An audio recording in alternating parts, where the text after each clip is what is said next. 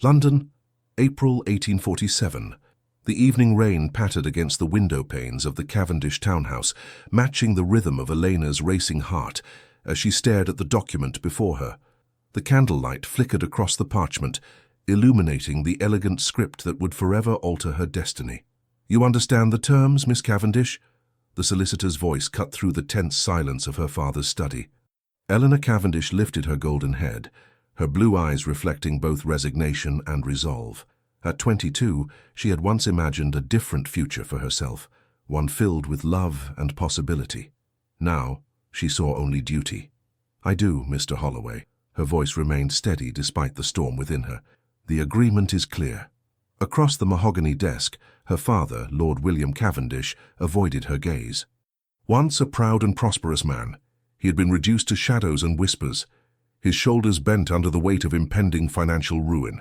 The gambling debts, the failed investments, the mortgaged properties, all of it had culminated in this moment. "Eleanor," he began, his voice breaking slightly, "if there were any other way—" "There isn't," she replied, more harshly than intended. Softening her tone, she added, "I've made my choice, Father." The truth hung unspoken between them. There was no choice, not really.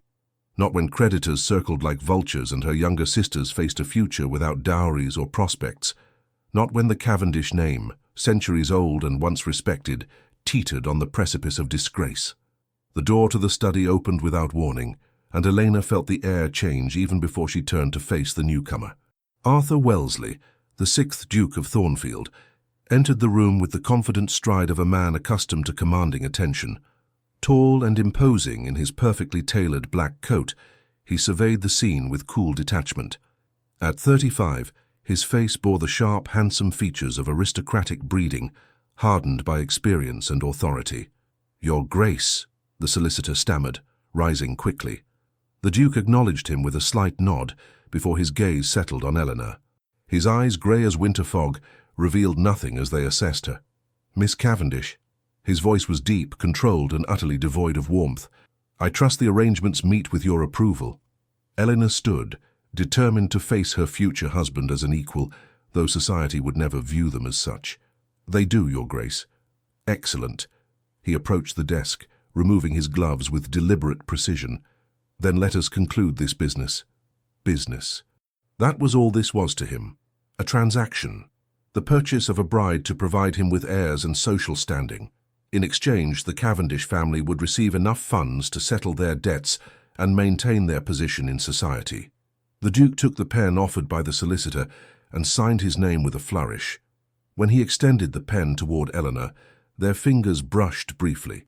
She suppressed a shiver at the contact, taking the pen and signing her own name beneath his. Arthur Wellesley, Elena Cavendish. Two names bound together on paper, soon to be joined in a union that had nothing to do with affection and everything to do with necessity. "The wedding will take place 3 weeks from today," the Duke announced, addressing her father rather than her. "I've arranged everything at St. George's. The announcement will appear in tomorrow's papers." Lord Cavendish nodded gratefully. "Your generosity honors us, Your Grace." "It is a mutually beneficial arrangement," the Duke replied evenly, finally turning his attention back to Elena. "I will send a carriage for you tomorrow afternoon, Miss Cavendish. There are matters we must discuss regarding your future responsibilities as Duchess." Elena bristled at his tone but maintained her composure. "Of course, Your Grace." As if sensing her displeasure, the corner of his mouth lifted slightly. Not quite a smile, but something akin to amusement. "Until tomorrow, then." With a formal bow to her father and a barely perceptible nod to her, the Duke of Thornfield departed as abruptly as he had arrived, leaving behind the scent of sandalwood and the oppressive weight of Elena's new reality. When the door closed, her father collapsed into his chair, relief washing over his features. "It is done," he whispered. "We are saved." Eleanor turned to the window, watching the Duke's carriage disappear into the rainy London night. "Yes," she replied softly, "but at what cost?" The following afternoon found Elena seated in the opulent drawing-room of Wellesley House, the Duke's London residence. Unlike the fading elegance of her family home, everything here spoke of wealth and power, from the gleaming marble floors to the priceless artwork adorning the walls. "His Grace will see you now, Miss Cavendish," announced the butler, his posture as rigid as his tone. Elena followed him through the grand hallway, her steps echoing against the marble. The Duke's study was a masculine domain of dark wood and leather, with towering bookshelves and a massive desk positioned before tall windows overlooking the gardens. Arthur stood with his back to her, gazing out at the meticulously maintained grounds. Without turning, he spoke. "Leave us, Phillips." The butler bowed and retreated, closing the heavy doors behind him. "Please, sit." The Duke gestured to a chair opposite his desk as he finally turned to face her. Eleanor complied, arranging her pale blue skirts carefully. She would not show fear or uncertainty, no matter how intimidating she found this man who would soon be her husband. "Tea?" he offered, surprising her with this small courtesy. "Yes, thank you." He poured from a silver service himself rather than summoning a servant, another unexpected gesture. As he handed her the delicate china cup, their fingers brushed again, and Elena noticed a momentary tension in his jaw. Taking his own seat, the Duke regarded her with that same inscrutable expression. "I believe we should establish certain understandings before our wedding, Miss Cavendish." "I would agree, Your Grace." "Arthur," he corrected her, "if we are to be married, you should use my given name, at least in private." "Then you must call me Elena," she replied, raising her chin slightly. Something flashed in his eyes, approval, perhaps, before it vanished behind his mask of indifference. "Very well, Elena." He leaned back in his chair.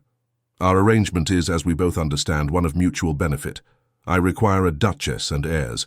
Your family requires financial salvation. These terms are clear and need not be obscured by pretense."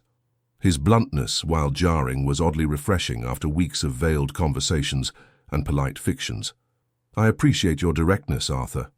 I've always found honesty more efficient than sentimentality," he replied. "After the wedding, you will assume all duties of the Duchess of Thornfield. You will manage the households, oversee the servants, attend and host appropriate social functions, and in time bear children to continue my lineage." Elena felt her cheeks warm at his clinical mention of children, but maintained her composure.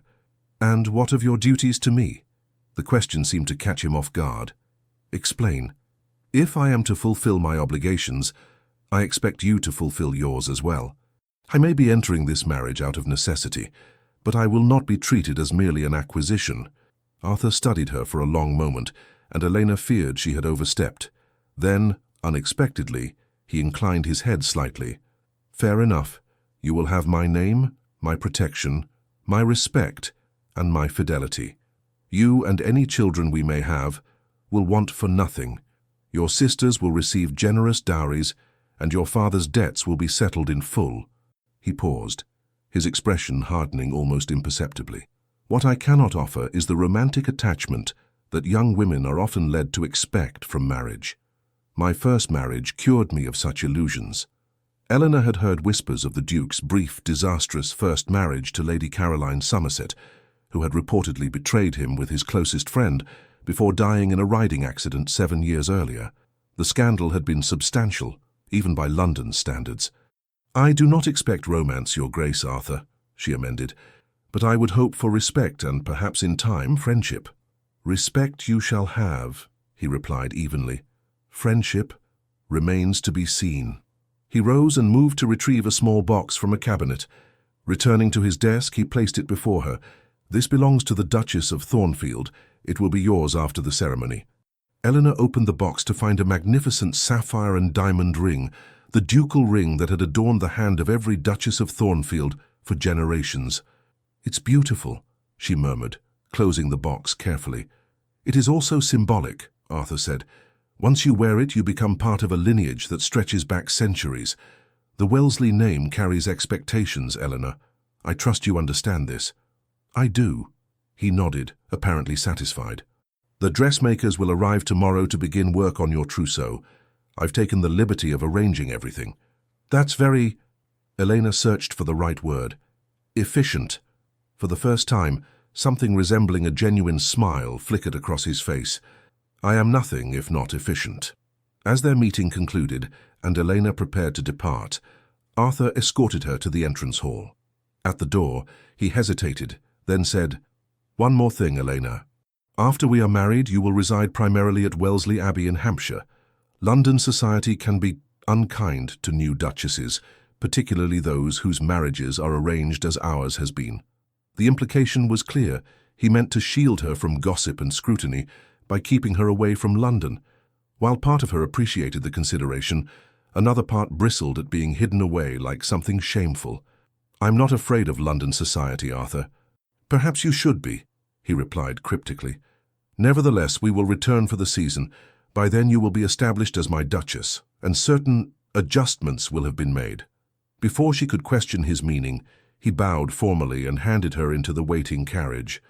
As the vehicle pulled away from Wellesley House, Elena couldn't help wondering what kind of man she was truly agreeing to marry, and whether the mask of cold indifference he presented to the world concealed something more complex beneath. The wedding of the Duke of Thornfield and Miss Eleanor Cavendish took place exactly as planned, a lavish yet sombre affair at St. George's, Hanover Square, attended by the cream of London society. Eleanor had walked down the aisle in ivory silk and Honiton lace, her golden hair adorned with orange blossoms and family diamonds, looking every inch the aristocratic bride. If observers noted the bride's solemn expression or the groom's distant manner as they exchanged vows, such observations remained discreetly whispered behind gloved hands. The union of the wealthy, powerful duke with the daughter of an old but financially diminished family surprised few. Such alliances were the backbone of aristocratic society.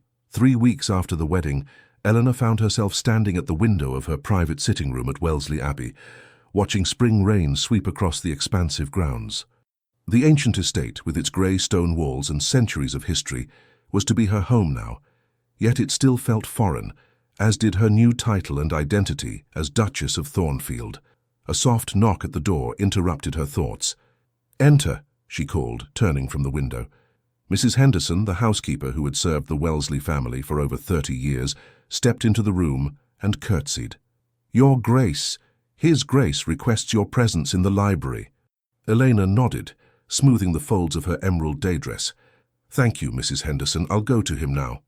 As she made her way through the long gallery lined with ancestral portraits, Elena couldn't help feeling the weight of their painted gazes. Generations of Wellesley women who had come before her, each one born to the role she was now struggling to inhabit.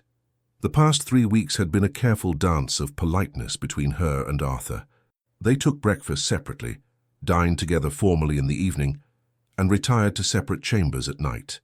The marriage remained unconsummated, a fact that both relieved and puzzled Eleanor. Arthur treated her with unfailing courtesy, but maintained an emotional distance that seemed unbridgeable. She found him in the library, seated at his desk surrounded by correspondence and account books. The afternoon light filtered through the tall windows, catching the silver at his temples, the only indication of age in his otherwise vigorous appearance.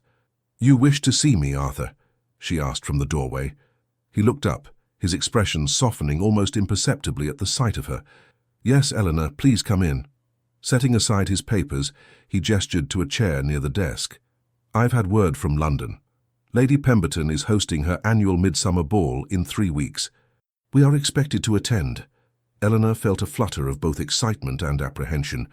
"We're returning to London." "Briefly," he confirmed. "It would be noticed if we were absent, particularly so soon after our marriage. Speculation is unhelpful." The practical consideration behind his decision was clear, yet Elena couldn't help feeling that there was more to it than social obligation. "Is there something specific about this ball that concerns you?" Arthur's gaze sharpened. In their short time together, she had noticed his surprise whenever she perceived more than he intended to reveal. "You are perceptive," he acknowledged. "Lady Pemberton is a significant figure in society, and her favor can influence many. More importantly, she was my mother's closest friend and has certain expectations regarding my marriage."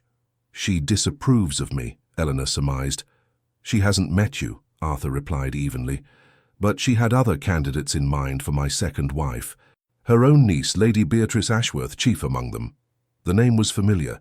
Lady Beatrice was known as one of London's most celebrated beauties, from an impeccable lineage and with a substantial fortune. Elena had glimpsed her at social functions, always surrounded by admirers. "I see," she said carefully. "And was Lady Beatrice a serious consideration?" Something hardened in Arthur's expression. "No." though many assumed otherwise. The clipped response suggested deeper waters that Eleanor was not yet privileged to navigate. She changed tack. "What will be expected of me at this ball?" "You will be scrutinized as my new Duchess," he stated plainly. "Your appearance, your manners, your conversation, all will be judged against the standard of what a Duchess of Thornfield should be." "And if I fall short?" Elena challenged, a hint of defiance in her tone. Arthur regarded her steadily. "You won't." His confidence, however calculated, warmed her unexpectedly. "You seem very certain of that." "I chose you for a reason, Eleanor," he said, rising from his desk to stand by the window. "Despite the circumstances of our arrangement, I did not select my bride carelessly." Before she could ask what he meant, he continued, "Mrs. Henderson will arrange for the London house to be prepared. We'll depart in 2 weeks' time. In the meantime," he turned back to her, "there is something else I wish to discuss." From a drawer in his desk, he removed a leather portfolio and handed it to her. "As Duchess, you now have certain responsibilities, including charitable patronages traditionally associated with the Wellesley family. These are the current organizations. You may continue them or select new ones as you see fit." Eleanor opened the folder, scanning the list of orphanages, hospitals, and educational institutions. "You're giving me complete discretion?" "Within reason," he qualified. "The Duchess of Thornfield has historically maintained certain commitments, but yes, you have autonomy in how you direct your charitable efforts." It was the first real authority he had granted her, a small acknowledgement of her position that felt significant nonetheless. "Thank you, Arthur. I'll review these carefully." He nodded, then hesitated before adding, "There is one more matter. Your sister, Miss Charlotte, has been invited to join us in London. I thought perhaps you might appreciate her company, and it would be an opportunity for her to be introduced to society under your sponsorship." The unexpected thoughtfulness of this gesture caught Elena by surprise. Charlotte, just 18 and the closest to her in age among her sisters, had been heartbroken at their separation after the wedding. "That's very kind of you," she said, genuinely touched. Arthur dismissed the sentiment with a slight wave. "It's practical. Your sister will need to make an advantageous match eventually. Association with the Thornfield name will only improve her prospects."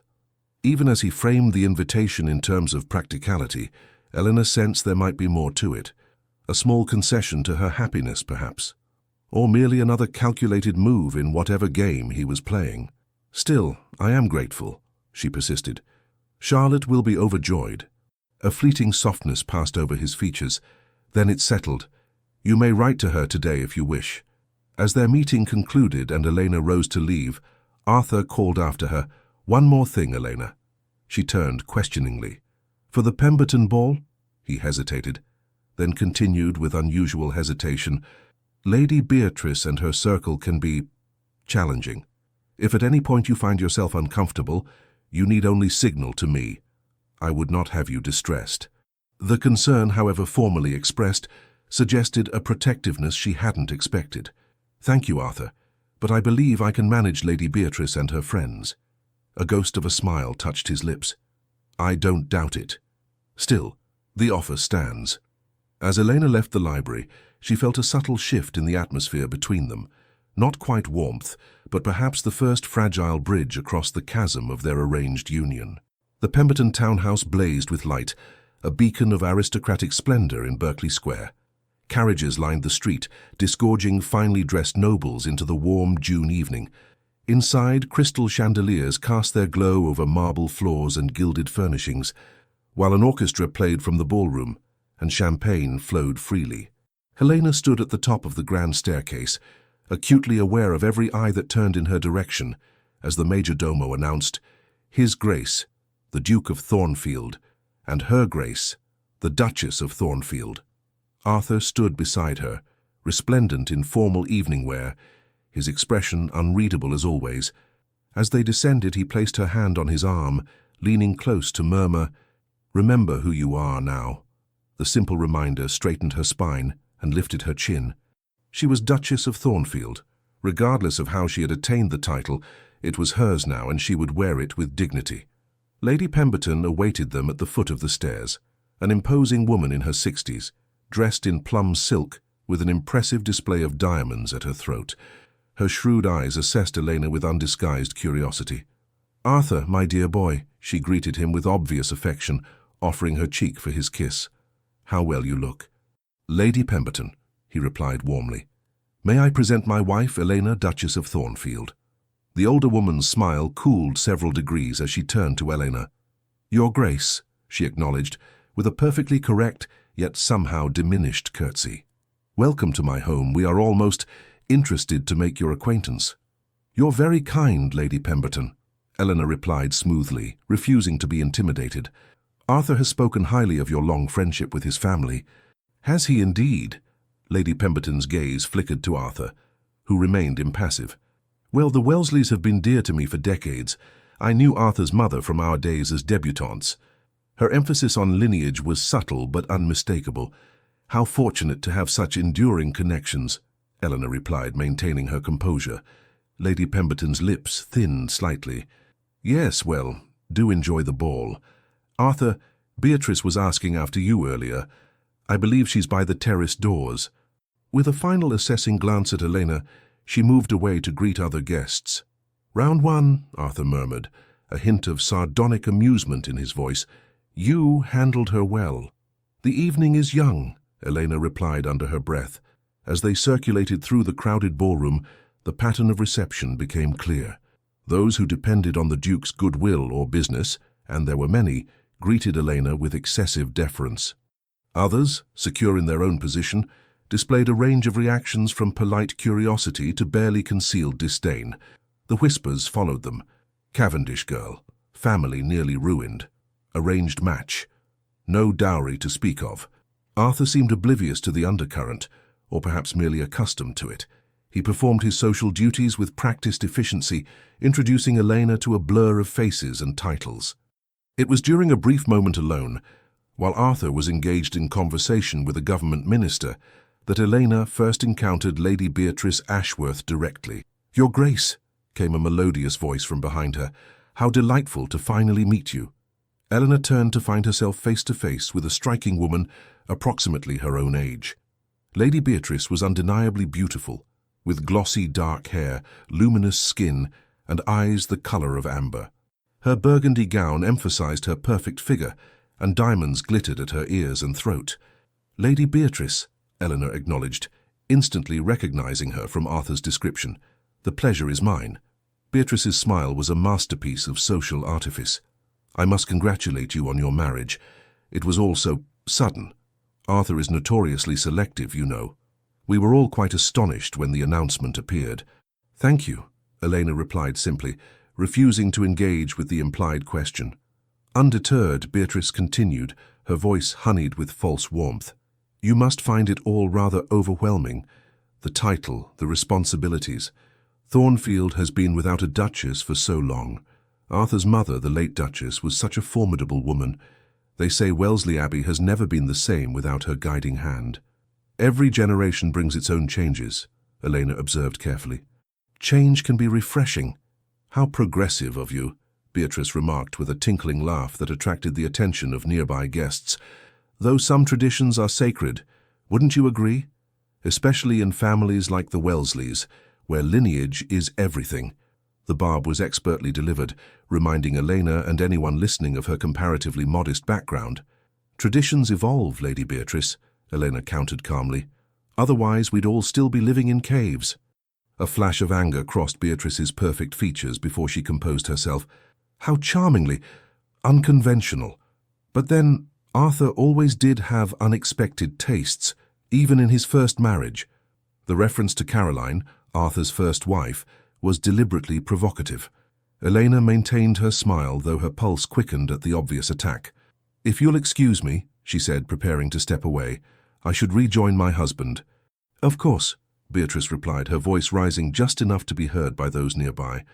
"Though one does wonder how long Arthur's interest will last this time. He's always been restless, you know, always seeking something new when the shine wears off the old." Before Elena could respond, a new voice entered the conversation, cool, measured, and unmistakably authoritative. "Lady Beatrice," Arthur said, materializing at Elena's side, "I see you've met my wife." Beatrice's demeanor transformed instantly, her face softening into a look of undisguised adoration. "Arthur, I was just becoming acquainted with the new Duchess. How remiss of you not to introduce us sooner." "An oversight," he replied, his tone revealing nothing as he placed a protective hand at the small of Elena's back. "If you'll excuse us, I believe this waltz belongs to my wife." Without waiting for a response, he guided Elena toward the dance floor, his touch firm but gentle. As they took their positions for the waltz, Elena noted the tension in his jaw. "I apologize," he said quietly, as they began to move with the music. "I should have anticipated Beatrice would approach you." "There's no need for apology," Elena assured him, surprised by his concern. "I can handle a few barbed comments." His gaze was intent as he studied her face. "She mentioned Caroline." "Briefly," Elena confirmed. Then, emboldened by his apparent displeasure with Beatrice, asked, "Was there ever any truth to the rumors about you and Lady Beatrice? That she was intended to be your second wife?" Arthur's expression darkened. "Beatrice's expectations were her own creation, encouraged by Lady Pemberton. I never gave her reason to believe I would offer for her." The dance brought them closer, his hand warm against her waist. "Why not?"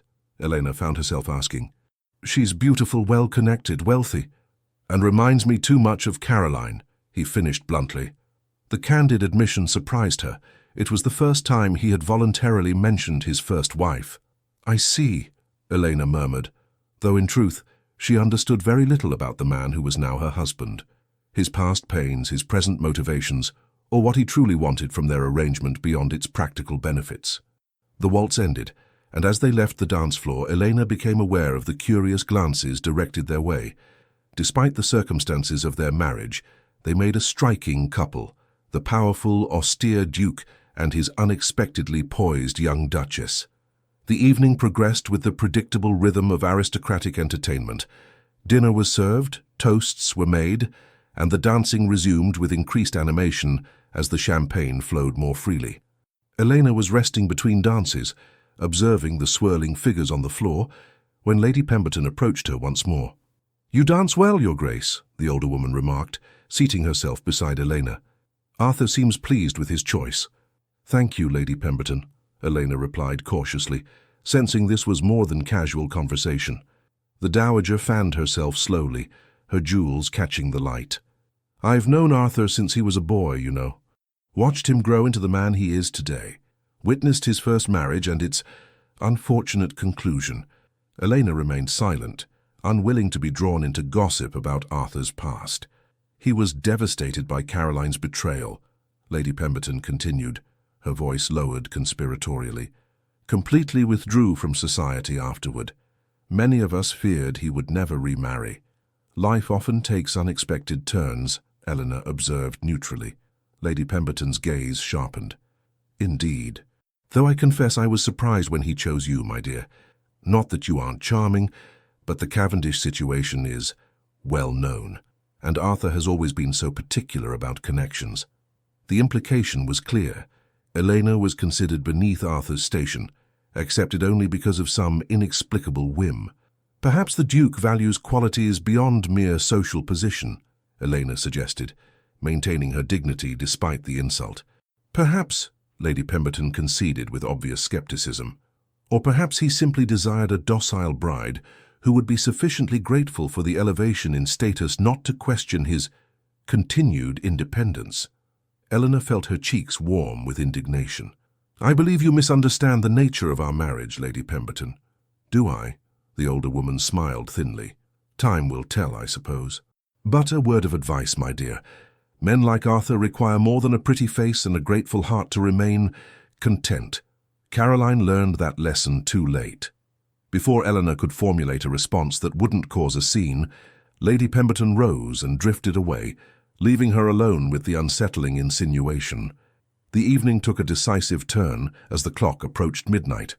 Eleanor, momentarily separated from Arthur, as he spoke with a group of gentlemen, found herself surrounded by Beatrice and 3 other ladies of similar rank and temperament. "Your Grace," Beatrice greeted her with exaggerated deference, her amber eyes glittering with malice barely concealed beneath a veneer of politeness. "We were just discussing the recent changes at Wellesley Abbey. I understand you've been making alterations to the Duchess's suite." Eleanor straightened, instantly alert to the danger. "Minor refreshments only. The Abbey has a distinguished history that deserves respect." "How diplomatic," remarked one of Beatrice's companions, Lady Sophia Harrington, if Eleanor recalled correctly. "Though one wonders if you find it difficult, sleeping in chambers that belonged to the previous Duchess for so long, and occupying a position that many thought would eventually be Beatrice's," added another, with a meaningful glance between them. Beatrice affected a modest protest, though her expression revealed her pleasure at the comment. "Now, Isabella, you'll embarrass her Grace. It's hardly her fault that the Duke's financial intervention was so urgently required by the Cavendish family. We all make sacrifices for duty." The implication that Elena had essentially been purchased to save her family struck at her deepest insecurity about the marriage, yet she refused to show how deeply the barb had landed. "How fortunate, then," she replied with deliberate calm, "that duty and inclination sometimes align." Beatrice's smile tightened. "Indeed. How interesting. One hears such different accounts of life at Wellesley Abbey these days. Some say the Duke spends more time in London than at home, and that separate chambers have been maintained. But perhaps that's merely practical." The comment drew interested murmurs from the growing circle of listeners. Elena realized with dismay that they had attracted an audience and that Arthur was nowhere in sight. "Lady Beatrice," she began, keeping her voice even despite her racing heart, "I'm not sure what purpose these insinuations serve, but—" "Oh, no insinuations, Your Grace," Beatrice interrupted, her voice rising slightly to ensure it carried to those nearby. "Merely observations. After all, everyone understands the arrangement. The Duke required a Duchess for appearance's sake, and your family required salvation from ruin. A perfectly reasonable exchange." The blunt statement, delivered in the midst of the ballroom, sent a ripple of shocked whispers through the assembled guests. Elena felt the blood drain from her face as dozens of eyes turned toward her, some pitying, others avid with curiosity or disdain. She began, but Beatrice pressed her advantage mercilessly. "There's no need for pretense among friends, Your Grace. We all admire your practicality, and the Duke's generosity, of course. Though one does wonder—" Here she paused dramatically, ensuring maximum impact for her next words. "How it feels to know you were chosen not for yourself, but merely as the most convenient vessel for the Wellesley heir. A transaction rather than a union." The calculated cruelty of the attack, delivered with such precision in such a public setting, momentarily robbed Elena of response. In that terrible silence, she felt the weight of every stare, every whispered comment, every judgment. Then suddenly the crowd parted, and Arthur was there, his expression thunderous as he took in the scene before him. His gaze moved from Eleanor's pale face to Beatrice's triumphant smile, understanding instantly what had transpired. "Lady Beatrice," he said, his voice dangerously quiet, "I believe you've overstepped." Beatrice's confidence wavered slightly at his tone, but she attempted to maintain her position. "Arthur, I was merely making conversation with your—" "My wife," he interrupted coldly, "the Duchess of Thornfield, to whom you owe both respect and courtesy, neither of which you appear capable of offering." The rebuke, delivered with such public firmness, caused Beatrice to flush deeply. "I meant no offence," she stammered, suddenly aware of the turning tide as Arthur's clear anger registered with the onlookers. "Yet offence was given," Arthur replied, his voice carrying easily in the hushed ballroom, "and not for the first time. Your persistent inability to accept reality has become tiresome, Beatrice." He turned to Elena then, and what happened next would become the talk of London for months to come. In full view of the assembled aristocracy, the Duke of Thornfield, known for his reserve and formality, took his wife's face gently between his hands and kissed her. Not a chaste, perfunctory gesture, but a kiss of unmistakable passion and possessiveness that left no doubt about his feelings. When he finally drew back, his eyes remained locked with Elena's, something fierce and protective in his gaze. "Come, my love," he said, loud enough for those nearby to hear clearly. "I believe we've had quite enough of this evening's entertainment." The silence that followed them as Arthur led Elena from the ballroom was profound, broken only by the furious sobs of Lady Beatrice and the excited whispers that erupted in their wake. In the carriage returning to their London residence, Elena sat in stunned silence, her fingers pressed to lips that still tingled from his unexpected kiss. "Why did you do that?" she finally asked, as they travelled through the quiet streets. Arthur, seated opposite her, regarded her with an expression she couldn't quite decipher in the dim light. "Because it was necessary." "Necessary," she repeated, a hint of bitterness creeping into her voice. "To salvage appearances, you mean?" "No," he said quietly. "To protect what is mine." The possessive declaration hung between them, complicated by all that remained unsaid. Elena studied his face, searching for some clue to the emotions behind his controlled exterior.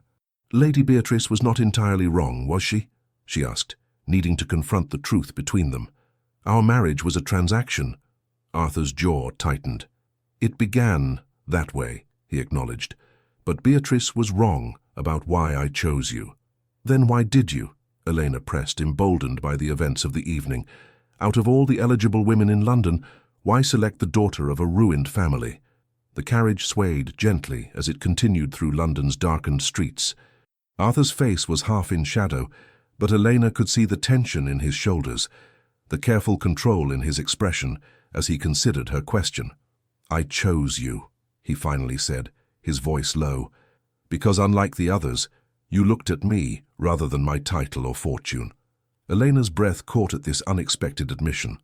"When we first met, at Lady Harrington's musical evening last winter," he continued, "you were the only woman in the room who didn't simper or scheme. You spoke your mind about Beethoven's sonata, while everyone else merely echoed whatever opinion they thought I held. That impressed me." Elena remembered the evening well, a brief, unremarkable conversation she'd nearly forgotten. She had no idea he'd even noticed her. "I observed you after that," Arthur admitted, "the way you cared for your sisters, your dignity despite your family's declining circumstances, your intelligence. When I learned of your father's situation, I saw an opportunity that could benefit us both." His gaze met hers directly now.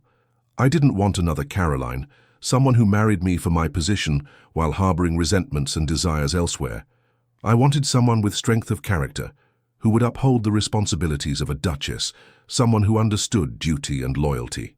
"You make me sound like a suitable horse," Elena said softly, "chosen for good breeding and temperament." A flicker of something, regret perhaps, crossed his face. "That was not my intention. I meant to compliment your character, not diminish your worth." The carriage turned into the courtyard of their London house, and Arthur hesitated before adding, "What happened tonight, Beatrice's cruelty, was my fault. I should have anticipated it and protected you better." "I don't need protection," Elena insisted, though his concern touched her. "Only honesty." As the carriage stopped, Arthur surprised her by moving to sit beside her, taking her gloved hand in his. "Then honestly, Eleanor, I am pleased with our arrangement, more than I expected to be." It wasn't a declaration of affection, but from this reserved, guarded man it felt significant. The warmth of his hand through her glove, the intensity of his gaze, these spoke of something evolving between them that neither had anticipated. The footman opened the carriage door, interrupting the moment. Arthur helped her down, his hand remaining at the small of her back as they entered the house. In the grand entrance hall, he paused. "Tomorrow we return to Wellesley Abbey," he said, "unless you prefer to remain in London longer." "No," Elena decided. "I think we've given society enough to gossip about for one evening." Something like amusement flickered in his eyes. "Indeed. Good night, Elena." He bent and, to her surprise, placed a gentle kiss on her forehead before turning toward his study. "Arthur," she called after him, gathering her courage. "That kiss at the ball, was it merely for appearance's sake?" He stopped but didn't turn fully. "No," he said simply. "It was not." With that cryptic response, he disappeared down the corridor, leaving Elena to contemplate this new, confusing shift in their carefully negotiated relationship. The return to Wellesley Abbey brought a subtle but unmistakable change in their dynamic. While they still maintained separate chambers and many of the formal aspects of their arrangement, other boundaries began to blur. Arthur no longer confined himself exclusively to his study, but joined Elena in the library or drawing room in the evenings. They spoke of books, music, the estate management, conversations that gradually became less guarded, occasionally even warm. On a particularly fine morning in late June, Elena was reviewing correspondence in her sitting room when a knock came at the door. To her surprise, it was Arthur, rather than a servant who entered at her invitation. "I thought you might like to see the Eastern Gardens today," he said without preamble. "The roses are at their peak, and the head gardener tells me you've taken an interest in his work." The invitation, so casually offered, represented another small breach in the wall between them. "I'd like that very much," Eleanor replied, setting aside her letters. They walked together through the formal gardens, the morning sun warming the ancient stone walls and highlighting the vibrant blooms. Arthur, to her surprise, knew the history of every section, which Duchess had commissioned which planting, how the design had evolved over generations. "My mother loved these gardens," he told her, as they paused by a particularly magnificent display of white roses. "After she died, my father let them fall into disrepair. When I inherited, restoring them was one of my first projects." It was the most personal information he had volunteered about his family, and Eleanor treasured the small confidence. "They're beautiful," she said sincerely. "Your mother would be proud." Arthur's expression softened momentarily. "Perhaps." She was difficult to please. "And was your father equally demanding?" Eleanor ventured, curious about the family that had shaped him. "My father was," he paused, choosing his words carefully, "a traditional duke, concerned with duty, lineage, appearances, not given to displays of affection or approval." The measured description suggested deeper complexities that Arthur wasn't ready to share, but even this glimpse into his past felt like progress. As they continued their walk, Elena gathered her courage to address what had remained unspoken between them since their return from London.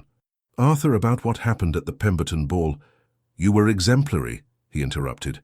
"Lady Beatrice behaved abominably, but you maintained your dignity admirably." "Thank you, but that's not what I meant to discuss," Elena persisted gently. "Since that night, things between us have seemed different." Arthur stopped walking, turning to face her fully. In the clear morning light, his grey eyes appeared less forbidding than usual. "Different how?" "Less formal," she clarified. "More like a true marriage than a business arrangement." His expression became guarded again. "Does that concern you?" "No," Eleanor answered honestly. "It confuses me. I'm not sure what you want from me now." Arthur was silent for a long moment, studying her face as if searching for something. "What I want," he finally said, "is complex. When we married, I believed I could maintain a distance. Emotional detachment seemed safer, cleaner. But I find myself unexpectedly drawn to you, Elena. Your courage, your grace under pressure. It has made me question my own careful rules." The admission, delivered with such reluctant honesty, touched her deeply. "I felt it too," she confessed. "This shift between us." Something vulnerable flickered in his eyes before he masked it. "We should proceed carefully. My first marriage taught me the dangers of allowing sentiment to cloud judgment." "What happened with Caroline?" Elena asked softly, knowing she was treading on sensitive ground but needing to understand the shadows that still haunted him. Arthur's jaw tightened. For a moment, she thought he would refuse to answer, retreat behind his walls of reserve. Instead, he gestured to a stone bench nestled among the roses. "Sit with me." When they were seated, he began, his voice controlled, but with an undercurrent of old pain. "Caroline Somerset was the most celebrated debutante of her season, beautiful, accomplished, from an impeccable family. Our marriage was considered the match of the decade." He paused, staring out across the gardens. "I was 27, recently inherited, and believed myself in love. Caroline seemed equally enamored, or so I thought. The first year was happy, or what I believed was happiness." Another pause, longer this time. "Then I discovered her affair with James Blackwood, my closest friend since childhood. It had been ongoing since before our wedding." Eleanor's heart ached at the betrayal he described. "Arthur, I'm so sorry." "The worst part wasn't the infidelity," he continued as if he hadn't heard her. "It was learning that our entire marriage had been a charade. She married me for my title while loving him. Every tender moment, every intimate confidence, all false. The revelation explained so much about his guarded nature, his reluctance to trust." "And her death?" Eleanor asked gently. "The riding accident occurred 3 months after I confronted her," Arthur said, his voice flat. "She was attempting to reach Blackwood's estate through the woodland path, a dangerous route in poor weather. Her horse stumbled on the rain-slick stones of the old bridge. His hands clenched slightly. Society blamed me, of course. Whispers that I had driven her to desperation, that I had been cold and unforgiving. Lady Pemberton was particularly vocal in her criticism. "Is that why you avoided remarrying for so long?" Arthur nodded slowly. Marriage seemed an unnecessary risk. I had an heir in my nephew, my younger brother's son. There seemed no reason to subject myself to potential betrayal again. "Until your family's financial difficulties created an opportunity," Eleanor supplied, unable to keep a hint of hurt from her voice. He turned to her then, his expression intense. "Yes, initially. But Eleanor, you must understand. I selected you specifically because I believed you incapable of Caroline's kind of deception. You've never pretended to feel what you don't." "And what do you believe I feel now?" she asked quietly. Arthur's gaze searched her face. "I don't know," he admitted. "That uncertainty is discomforting, yet I find myself wanting to discover the answer." The confession, halting and imperfect, nevertheless represented a profound shift in their relationship, an acknowledgement that whatever had begun as a transaction had evolved into something neither of them had anticipated. Before Elena could respond, the moment was interrupted by the arrival of Mrs. Henderson, hurrying down the garden path with uncharacteristic haste. "Your Grace," she called, addressing Arthur, "a messenger has arrived from London.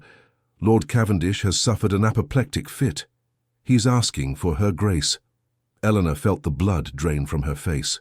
"Father," she whispered, rising quickly, "how serious is it?" "The message didn't say, Your Grace," Mrs. Henderson replied sympathetically. "Only that your presence is urgently requested." Arthur stood, immediately decisive. "Have the travelling carriage prepared immediately," he instructed the housekeeper, "and send word to Dr. Morris to meet us in London." To Eleanor he added, "Go and pack whatever you need. We'll depart within the hour." His efficiency was a comfort in her distress. "Thank you, Arthur. He's your father," he replied simply. "Of course we must go to him." The journey to London passed in anxious silence. Arthur had arranged for fresh horses at each posting station, enabling them to make the trip in record time, yet it still felt agonizingly slow to Elena. He sat beside her rather than opposite, his steady presence providing silent support as she wrestled with fear for her father's condition. They arrived at the Cavendish townhouse well after midnight. Charlotte met them at the door, her young face pale with worry as she embraced her sister. "Oh, Elena, I'm so relieved you've come. How is he?" Eleanor asked urgently. "Stable for now," Charlotte replied, leading them upstairs. "Dr. Winters says it was a severe attack, but father is strong. He's been asking for you continuously." Outside Lord Cavendish's bedchamber, Eleanor hesitated, turning to Arthur. Would you come in with me?" The request seemed to surprise him, but he nodded. "If you wish it." Lord Cavendish lay propped against pillows, his once robust frame diminished, his complexion alarmingly grey. His eyes, however, brightened at the sight of his eldest daughter. "Elena," he whispered, extending a trembling hand. "My dear girl." She rushed to his side, taking his hand carefully. "Father, we came as quickly as we could." "We," he repeated, his gaze moving past her to Arthur, who stood respectfully at the foot of the bed. "Your Grace, you brought her yourself." "I am grateful." Arthur inclined his head. "You need not thank me, sir. Elena is my wife. Her family is now my family as well." The simple statement, delivered without hesitation, sent a flood of warmth through Eleanor. There was nothing of calculation or duty in Arthur's manner now, only a genuine concern that touched her deeply. Dr. Winters, a grave-faced gentleman with spectacles, drew them aside after a brief examination. "His lordship needs absolute rest and calm," he informed them quietly. "The next few days will be critical. Another attack could prove fatal." "I'll stay with him," Eleanor decided immediately. "We both will," Arthur amended, surprising her. "I've already sent for additional staff from Wellesley House, and Dr. Morris will arrive by morning to consult with Dr. Winters." His decisive action and unexpected support overwhelmed her. As the doctor departed and Charlotte went to oversee the preparation of rooms for their extended stay, Eleanor found herself alone with Arthur in the corridor outside her father's chamber. "Arthur, I don't know how to thank you," she began. "There is no need," he interrupted gently. This is what marriage means, standing together in difficulties as well as in celebration. The words were so contrary to their original agreement, so far from the practical arrangement they had negotiated, that Elena could only stare at him in wonder.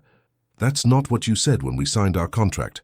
Perhaps I've reconsidered certain aspects of our arrangement, he replied, something vulnerable flickering in his expression before it was concealed once more behind his usual reserve. Rest now, Elena. Tomorrow will bring its own challenges. Before she could respond, he leaned forward and brushed his lips against her forehead, a brief, tender gesture that felt more intimate than their passionate kiss at the Pemberton ball. Then he was gone, striding down the corridor to make arrangements for their unexpected stay in London. The following days established a new pattern between them. Arthur took charge of the household arrangements with quiet efficiency, consulting with doctors, managing visitors, and ensuring Elena had whatever she needed to care for her father. He sat with Lord Cavendish himself for hours, reading to the older man or simply providing company when Elena needed rest. Charlotte observed this shift in their relationship with barely concealed curiosity. "He's not at all what I expected," she confided to Elena one evening as they took tea in the drawing room while Arthur was meeting with the family solicitor. "From the rumours, I thought the Duke of Thornfield was cold and unapproachable." "He can be," Eleanor acknowledged, smiling slightly. "But there's more to him than society sees." "He cares for you," Charlotte stated with the directness of youth. "Anyone with eyes can see it." Elena's heart quickened at her sister's assessment. "Our relationship is evolving," she admitted cautiously. "It began as one thing and is becoming something else entirely." "Something better?" Charlotte pressed hopefully. "Something truer," Elena replied after considering her words carefully, "though I'm not yet certain where it leads." That uncertainty remained as Lord Cavendish gradually recovered over the following 2 weeks. The crisis had brought Elena and Arthur closer in ways neither had anticipated, but neither had spoken directly of the change between them.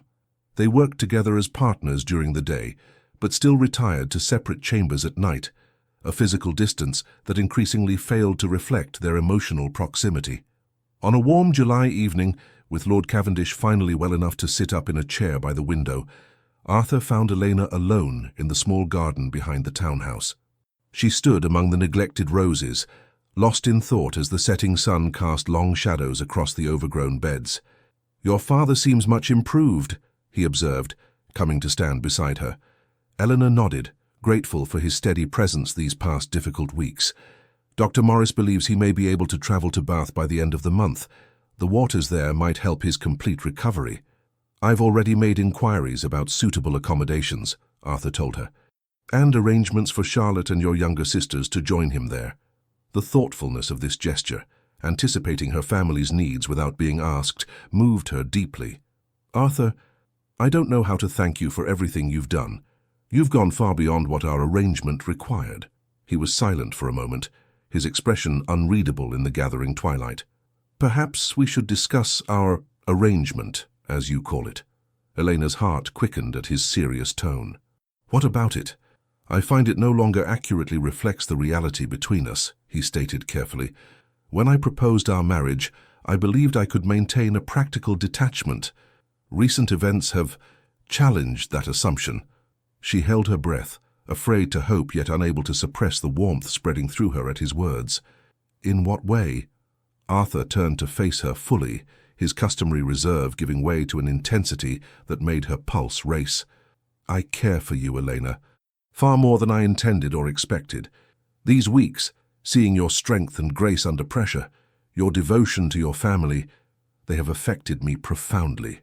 "Arthur," she whispered, hardly daring to believe what she was hearing.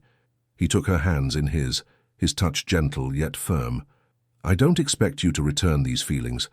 Our marriage began as a practical arrangement, and you have fulfilled your part admirably. But I find I want more than what we agreed upon. I want a true marriage, in every sense."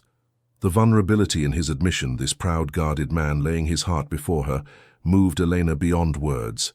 In that moment, she recognized the truth of her own feelings, growing steadily since that kiss at the Pemberton ball, perhaps even before. "I want that too," she confessed softly.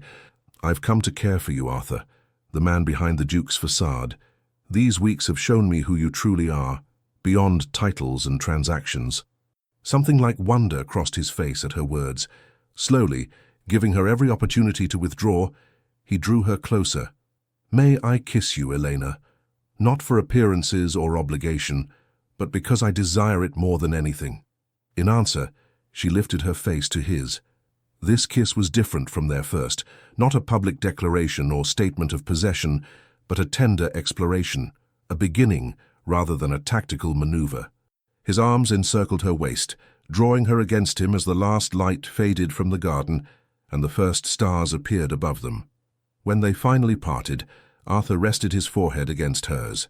"Come home with me," he murmured, "to Wellesley Abbey, not as my Duchess in name only, but as my wife in truth." "Yes," Elena whispered, her heart full of newfound hope.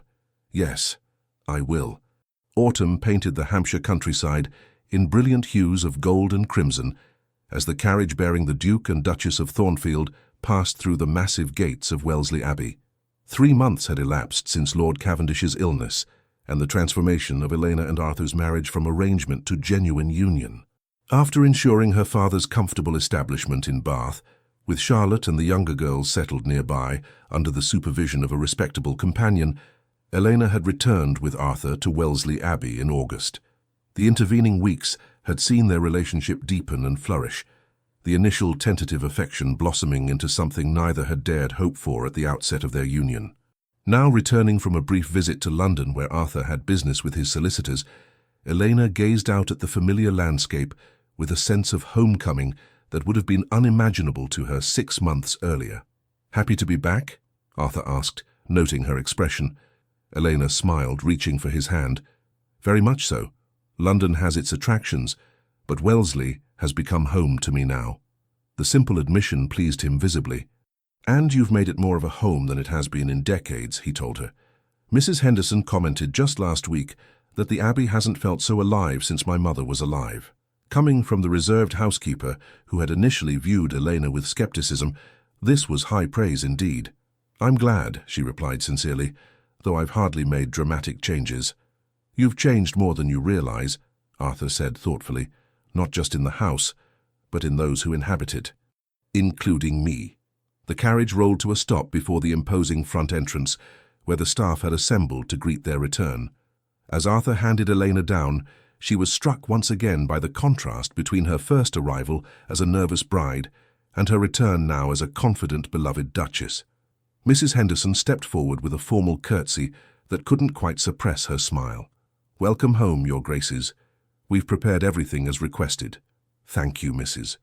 Henderson," Elena replied warmly. "It's good to be back." As they entered the grand hall, Arthur kept Eleanor's hand on his arm, leaning close to murmur, "I have something to show you. After dinner, if you're not too tired from the journey." His secretive smile intrigued her. "I'm not at all tired. What is it?" "Patience," he teased, a playfulness that still surprised and delighted her. "All will be revealed in due course." The evening passed pleasantly with a quiet dinner in the small dining room they preferred when not entertaining. Afterward, Arthur led Elena through the west wing of the Abbey, toward a section she had rarely visited. "Where are we going?" she asked, curiosity growing as they proceeded down corridors she didn't recognize. "You'll see," was all he would say, his expression both serious and anticipatory. They stopped before an ornately carved door that Elena didn't recall seeing before. Arthur hesitated, suddenly appearing almost nervous, an emotion she had rarely observed in him. "These rooms have been closed for many years," he explained. "They were my parents' private apartments, separate from the formal ducal chambers you've seen. After my mother died, my father sealed them off. I never had reason to open them again until now." With that mysterious statement, he produced a key and unlocked the door, leading Elena into a suite of rooms that took her breath away. Unlike the imposing grandeur of the staterooms or the masculine austerity of Arthur's current chambers, these apartments were elegant yet intimate, designed for comfort as well as beauty. A sitting room opened into a study on one side and a bedchamber on the other, all connected by doorways rather than formal corridors. The furnishings were exquisite but welcoming, with comfortable chairs positioned near the fireplaces and windows, offering spectacular views of the eastern gardens. "This is beautiful," Elena breathed, turning slowly to take it all in. "Why have I never seen these rooms before?" Arthur watched her reaction closely. "They belong to my parents during the happiest years of their marriage, before duty and disappointment drove them apart. My mother created these spaces as a private retreat where they could be simply husband and wife rather than Duke and Duchess." He moved to open the curtains wider, allowing more of the evening light to filter in. "I've had them cleaned and restored over the past month while we were away. New fabrics, new furnishings where needed, but maintaining my mother's original design." Eleanor's heart quickened as she began to understand his purpose. "Arthur, are these to be our rooms?" He turned to her, that rare vulnerability visible in his expression again. "If you wish it. I hoped, we might use these as our private apartments. A place that is truly ours, separate from the weight of tradition or the shadows of the past." The gesture touched her deeply. This man who had been so resistant to emotional attachment, now offering to create a shared sanctuary for them. "I would like that very much," she said softly. Relief and pleasure crossed his face. "There's one more thing," he added, leading her toward a smaller door she hadn't noticed. "This was my mother's particular pride." The door opened onto a private walled garden, sheltered from view and accessible only from their apartments. Even in October it remained beautiful, a tranquil oasis with stone benches, a small fountain, and late-blooming flowers still offering color against the autumn foliage. "It's perfect," Elena whispered, overwhelmed by the thoughtfulness of his surprise. "Absolutely perfect." Arthur's expression softened as he watched her delight. "I wanted to create something new for us, not bound by the constraints of our beginning or the expectations of others. A place that belongs only to Elena and Arthur, not to the Duke and Duchess of Thornfield." The distinction was meaningful, acknowledging how far they had come from their initial roles. Elena moved to stand before him, reaching up to touch his face gently. "Thank you for this gift, for everything." He caught her hand, pressing a kiss to her palm. "I have one more confession to make," he said, his voice low and intimate in the gathering dusk. "What is it?" she asked. "When I told you I observed you before proposing our arrangement, that wasn't entirely accurate," Arthur admitted. "The truth is, I noticed you the first moment you entered Lady Harrington's musical. You stood apart from the others, genuine, unaffected. Something about you called to me even then, though I wasn't ready to acknowledge it." He drew her closer, his arms encircling her waist. "When I learned of your family's difficulties, I told myself I was being practical, strategic, that our marriage would be a sensible solution for both of us. But I think, even then, some part of me was seeking a reason to claim you." The confession, this proud man acknowledging the emotions he had denied even to himself, moved Eleanor deeply. "And now," she whispered. "What do you seek now?" "Only this," he replied simply. "You, us. A life together built on truth rather than arrangement." As twilight deepened around them in their private garden, Elena realized how completely her life had transformed.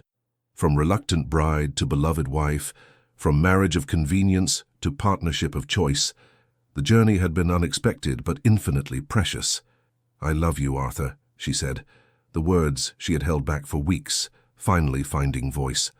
"Not the Duke of Thornfield, not the arrangement, but you, the man who defended me at the Pemberton ball, who sat beside my father's sickbed, who created this sanctuary for us. Just you." The last of his carefully constructed walls seemed to crumble at her declaration. "And I love you, Elena," he replied, his voice rough with emotion. "More than I believed possible, more than I have ever loved anyone." Their kiss in the twilight garden sealed this new beginning. No longer a contract between strangers, but a covenant between two hearts that had found each other against all odds and expectations. London, December 1847. Snow fell softly outside the windows of Lady Pemberton's grand ballroom, but inside, warmth and light prevailed as the cream of society gathered for her traditional Christmas ball. Chandeliers glittered above elegantly dressed nobles, while musicians played seasonal melodies and servants circulated with champagne and delicacies. Near the entrance, a ripple of interest passed through the crowd as the major domo announced, "His Grace, the Duke of Thornfield, and Her Grace the Duchess of Thornfield. Arthur and Elena descended the staircase together, a striking couple that drew every eye. Eleanor, radiant in a gown of deep burgundy velvet with diamonds at her throat and in her golden hair, smiled up at her husband with undisguised affection. Arthur, handsome in formal black evening wear, kept her hand possessively on his arm, his customary reserve softened by the tenderness in his gaze whenever it rested on his wife. Lady Pemberton hurried forward to greet them, her manner markedly different from their last encounter at her ball. "Arthur, my dear boy, and Duchess, how perfectly lovely you look tonight. We are so honored by your presence." The change in her attitude was unsurprising. In the month since the scandal at her midsummer ball, society had witnessed the transformation of the Duke and Duchess of Thornfield's marriage from supposed arrangement to obvious love match.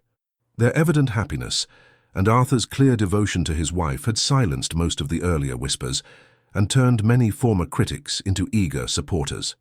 "Lady Pemberton," Arthur acknowledged with cool courtesy. "A beautiful gathering, as always." "Indeed," Eleanor added warmly. "The decorations are particularly splendid this year." As they moved into the ballroom, Eleanor spotted Charlotte across the room, looking enchanting in her first formal gown as a debutante. Under Elena and Arthur's sponsorship, Charlotte had been introduced to society the previous month and was already attracting considerable attention from eligible gentlemen. "Your sister appears to be enjoying herself," Arthur observed, following Elena's gaze.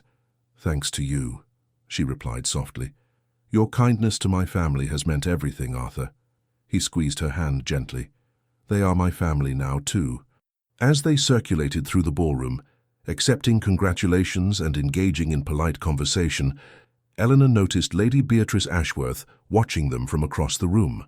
Unlike Lady Pemberton, Beatrice had not been quick to revise her attitude toward Elena.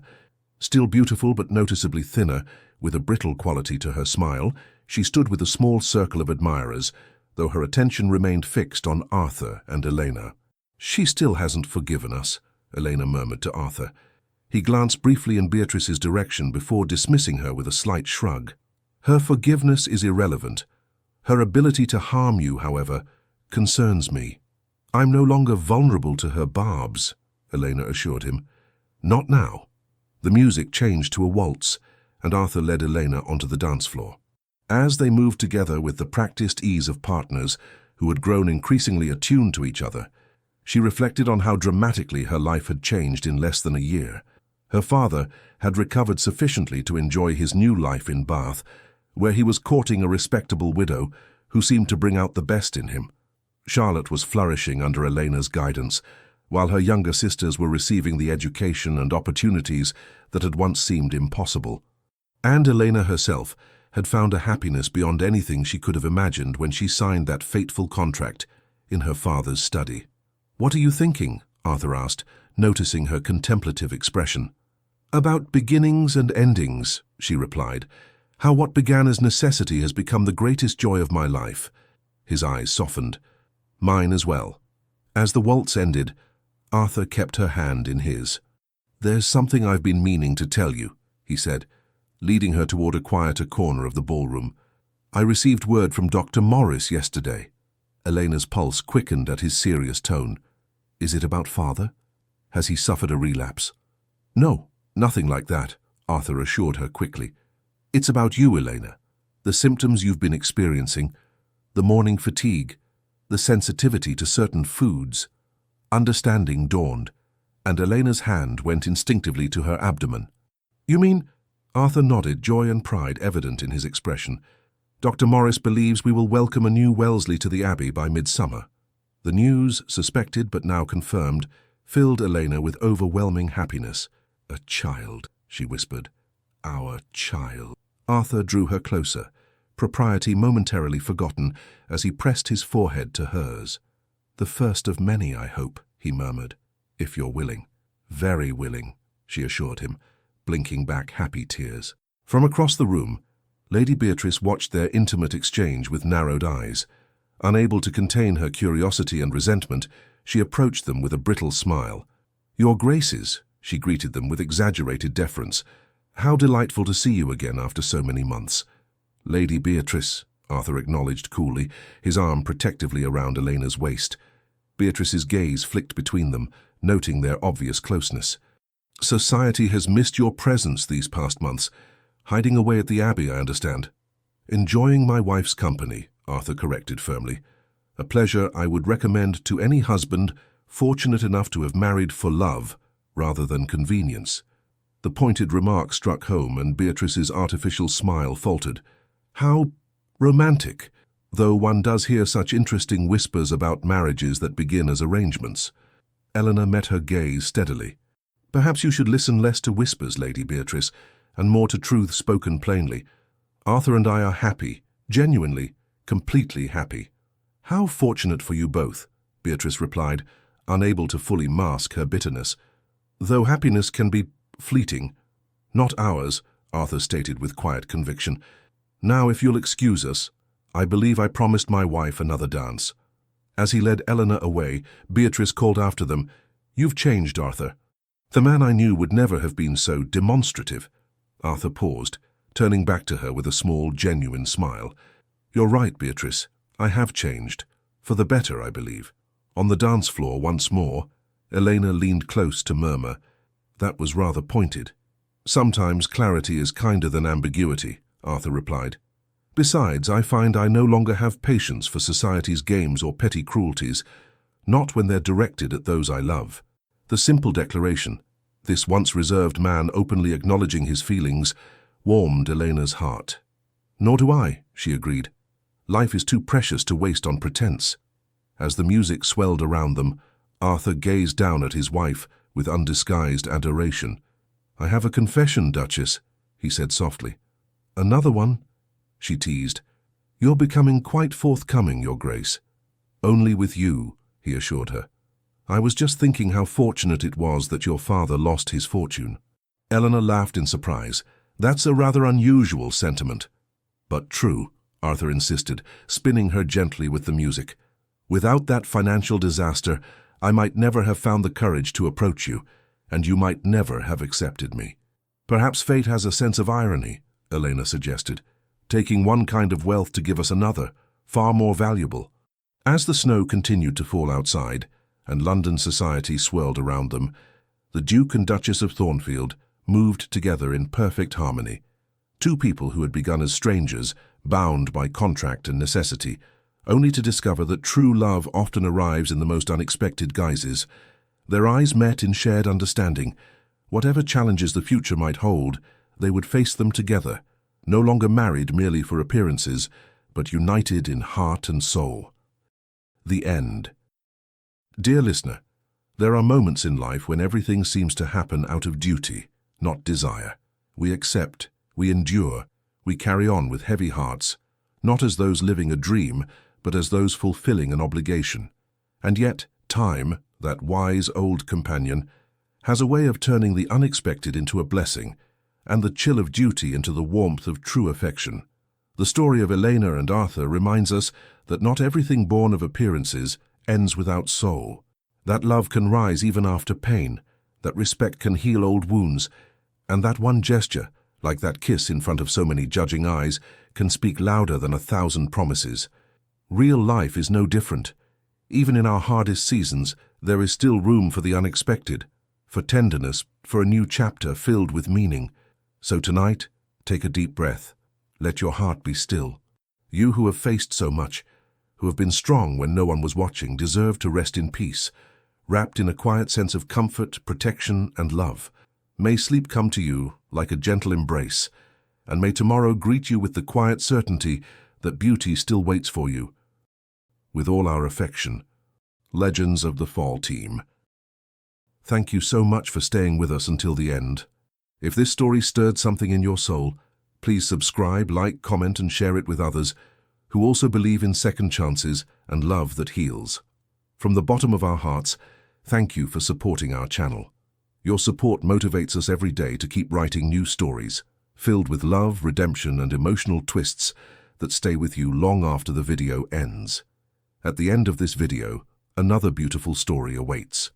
Click and be surprised by more emotional tales crafted just for you.